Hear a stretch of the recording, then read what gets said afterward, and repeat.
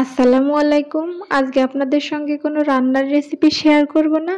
আজকে আপনাদের সঙ্গে শেয়ার করব চুলের জন্য একটা জাদুকারি তেলের রেসিপি। এটা ব্যবহার করলে চুল পড়া যেমন বন্ধ হবে, তেমনি চুল হবে ঘন এবং কালো। এছাড়া কারো চুলে যদি উকুনের সমস্যা থেকে থাকে তাহলে এই তেলটা নিয়মিত ব্যবহার করার ফলে মাত্র অল্প কয়েকদিনের মধ্যে উকুন নির্মূল হয়ে যাবে। এ তেলটি তৈরি করার জন্য আমার যা যা লাগছে পেঁয়াজ, রসুন, কালো জিরা, মেথি, তিসি এবং অ্যালোভেরা পাতা। আমি পেঁয়াজ, রসুন এবং অ্যালোভেরা পাতাকে কুচি কুচি করে কেটে নিয়েছি। আমি চুলায় প্রথমে একটা প্যান বসিয়ে তাতে দিয়ে দিলাম 1/3 কাপ পরিমাণ নারকেল তেল। এখানে নারকেল তেলের পরিবর্তে সরিষার তেলও ব্যবহার করা যেতে পারে। এবার তেলটা কিছুটা গরম হয়ে এলে এতে দিয়ে দিব কালো জিরা। আমি এখানে 1 টেবিল চামচ পরিমাণ কালো জিরা নিয়েছি। এ সময় চুলার আঁচটা লোতে রাখতে হবে। দিয়ে দিলাম 1 টেবিল চামচ পরিমাণ মেথি, 1 টেবিল চামচ পরিমাণ তিসি। এবার উপকরণগুলোকে একটু নাড়িয়ে নিয়ে এটাকে হালকা আঁচে তেলে ভেজে নিব 1 মিনিটের মতো। 1 মিনিট পর এটাতে অ্যাড করে দিব রসুন কুচি। আমি এখানে 4-5 কোয়া রসুন নিয়েছি। এবার দিয়ে দিব একটা মিডিয়াম সাইজের পেঁয়াজ কুচি। দিয়ে দিব কুচি করে রাখা অ্যালোভেরা পাতা। দিয়ে এবার এটাকে অনবরত নেড়েচেড়ে ভেজে নিব।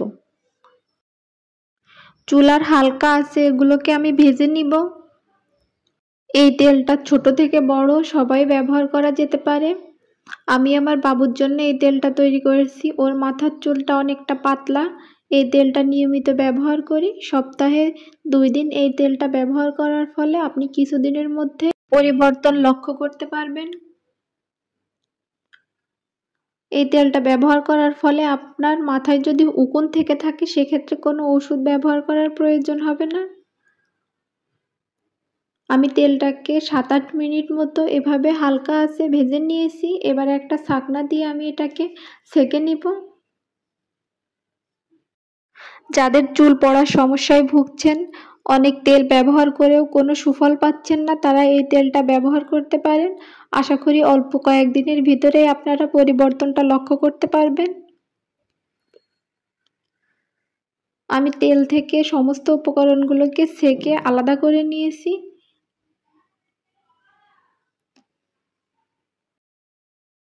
আপনারা এখনও যারা আমার চ্যানেলটিকে সাবস্ক্রাইব করেন নাই তাদের কাছে অনুরোধ রইল, প্লিজ আমার চ্যানেলটি সাবস্ক্রাইব করে রাখবেন। এ পর্যায়ে তেলটা যখন রুম টেম্পারেচারে চলে এসেছে তখন আমি এটাকে একটা বোতলে ঢেলে নিয়েছি। এটা এইভাবে করে ঢালতে গেলে পড়ে যাবে, এজন্য আমি একটা ফয়েল পেপার কেটে সেটাকে মুড়িয়ে নিয়েছি। আপনারা যদি আমার রেসিপিগুলো দেখে সামান্যতম উপকৃত হয়ে থাকেন তাহলে আমাকে প্লিজ কমেন্টে জানাবেন। এভাবে তেলটাকে তৈরি করে নিয়ে অনেক দিন পর্যন্ত সংরক্ষণ করতে পারবেন।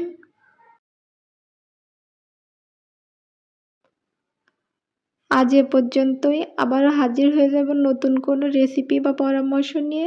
ততদিন সবাই ভালো থাকবেন, সুস্থ থাকবেন। আল্লাহ হাফেজ।